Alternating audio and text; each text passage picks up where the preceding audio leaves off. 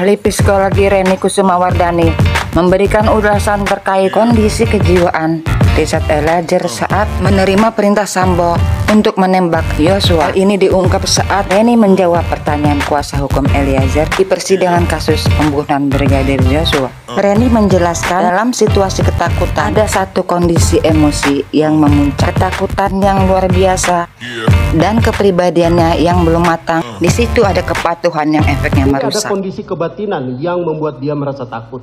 Pertanyaan kami, bagaimana analisis psikologi terhadap kejiwaan Baradae pada detik-detik sebelum terjadinya penembakan yang dilakukan terhadap Joshua, khususnya ketika saudara FS perintahkan dia dengan kata-kata, "Woi, kau tembak, cepat, cepat kau tembak dia." Bagaimana kondisi psikologis dia saat itu? Mohon dijelaskan, terima kasih. Ya, kondisi psikologisnya pada saat itu diakui memang dalam keadaan ketakutan oleh saudara Richard Eliezer. Nah, di dalam situasi ketakutan itu ada satu kondisi emosi yang memuncak.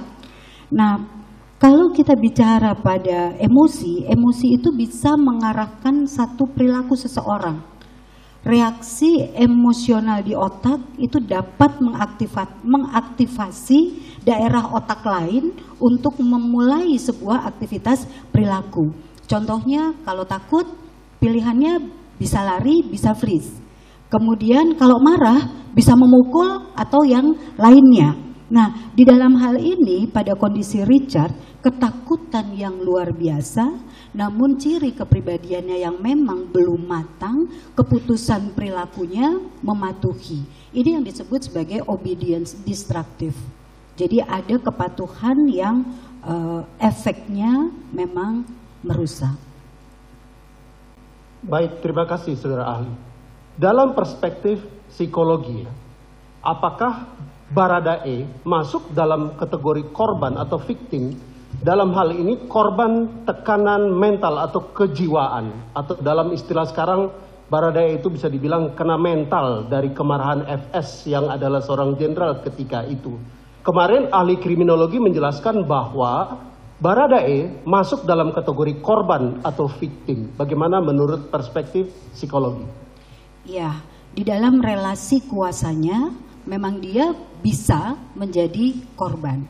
Namun kalau kita bicara pada proses psikologis, ada free will, ada keinginan bebas yang menjadi milik dari masing-masing orang. Maka tadi saya sampaikan sehingga ada perbedaan antara respon dari saudara Ricky yang lebih stabil dengan respon saudara Richard yang memang kondisi emosinya lebih tidak stabil dibanding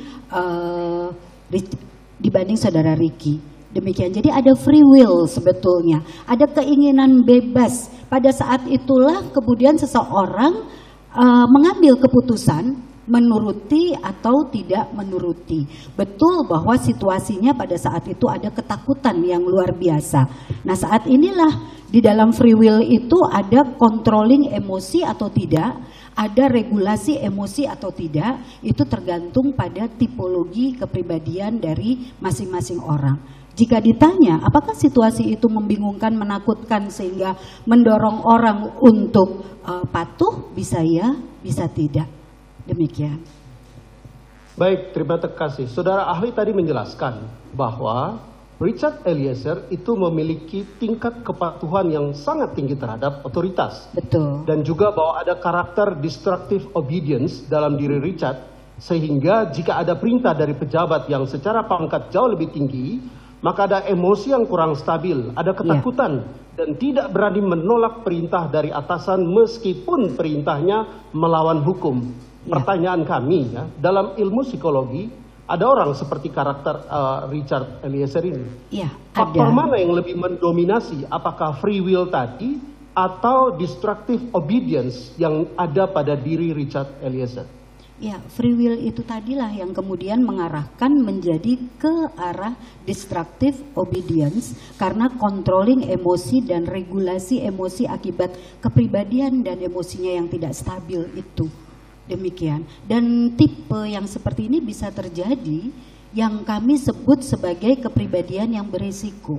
Karena tingkat kepatuhannya tinggi, controlling emosi dan regulasi emosinya kurang stabil. Demikian. Jadi bisa kita katakan bahwa lebih dominan destructive obedience-nya dibandingkan dengan free will-nya, begitu ya Saudara ahli? Urutan perilakunya, Pak.